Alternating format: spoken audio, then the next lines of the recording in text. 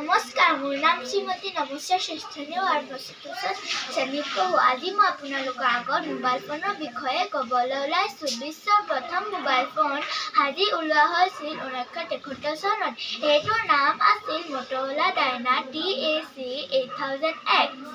এই মোবাইল ফোনটো সাজি উলিয়াইছিল ডক্টৰ মাৰ্টিন কুপাৰ আৰু তেওঁৰ সহযোগীসকলে।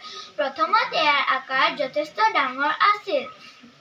মোবাইল ফোন মানে হৈছে ভ্ৰাম্যমাণ অৰ্থাৎ ঘূৰি ফুৰা বা জলে তলে লৈ ফুৰিব পৰা। মোবাইল ফোনৰ আন এটা নাম চেল ফোন।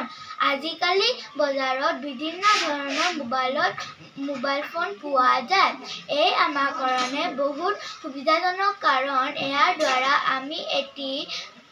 আমি বিভিন্ন খবৰ অতি সোনকালে পাব পাৰোঁ। কিন্তু ছাত্ৰ-ছাত্ৰীসকলে অধিক মোবাইল ফোন ব্যৱহাৰ কৰাটো হানিকাৰক। সেয়ে আমি আমাৰ পিতৃ-মাতৃৰ অনুমতি লৈহে মোবাইল ফোন ব্যৱহাৰ কৰা উচিত। ধন্যবাদ।